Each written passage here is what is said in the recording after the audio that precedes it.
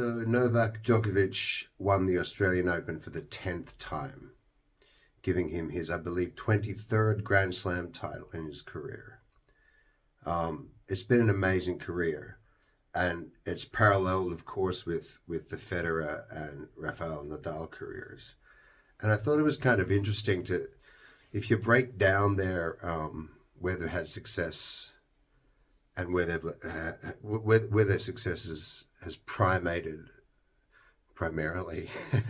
Nadal's dominated the French.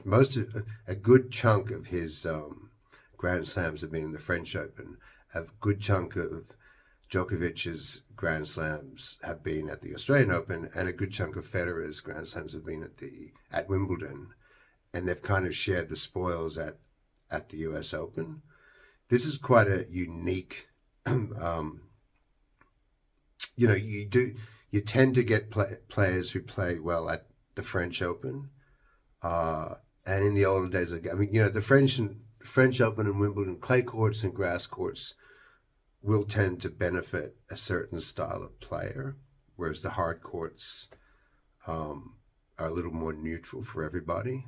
So I think it's quite an interesting fact that, were it not for Wimbledon, Federer would not have been anywhere near as successful. Were it not for the French Open, Nadal would not have been anywhere near as successful he has been, and the same is true with the Australian Open and Novak Djokovic. So I think we're nearing the end, of course, of that era. Federer's retired. Rafael Nadal's body is begging him. Various parts of his body are begging him to stop playing. Djokovic won't have long left, but if you're still winning Grand Slams, it's why not? It looks like those three guys have redefined how old you can be and be successful in Grand Slams. I think it's interesting to contrast that era of male tennis with the equivalent era of women's tennis, and I've just got the sort of list. Because women's tennis in many ways has been a lot more interesting over the past 20 years because there have been more really good players. And it goes back, I think, starting with Mary Pierce and Hingis, Martina Hingis. And then Venus Williams, and then Serena Williams, Sharapova, Pavlyuchenko, Miskina, Demitrieva, Kim Clijsters. Some of those pronunciations are absolutely terrible. That era is now finished, right? With Serena Williams' retirement. Serena Williams is the greatest tennis player of all time. And that era came about with basically Steffi Graf, right? Steffi Graf changed women's tennis forever. We won't ever know how good Monica Seles was. Steffi Graf is practically unbeatable for 10 years, but for the 2 years that Monica Seles was around. We'll never know what may have happened had that horrible incident not occurred.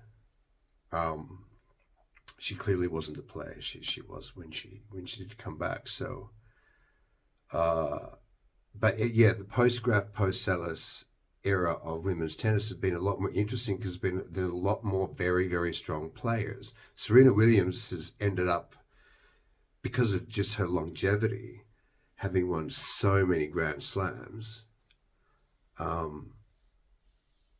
But you had a relatively even spread of a lot of Grand Slam winners over the last 20-year period, which contrasts a lot with men, which has been dominated by three players, right?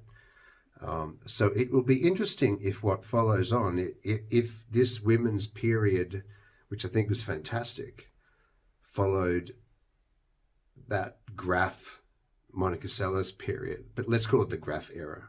She changed the game. Steffi Graf made women's tennis. She raised the bar. You had to be a lot better to be competitive once Steffi Graf came. And does the Federer, Djokovic, Nadal era lead to another golden era of men's tennis. Like we had back in the Becker, Berg, Lendl years. We do get spoiled sometimes, don't we? Because there can be lulls. So I hope that women's tennis, I at the moment I don't see it as being in a particularly strong spot, and the men's level is, obviously with the ultimate retirement of Djokovic, whenever that happens, we will need a new breed, a new crop, and it'll be interesting to see what happens. But anyway, congratulations, Novak, you've done it again. 10 Australian Opens is just an insane achievement, and well deserved. Good for you.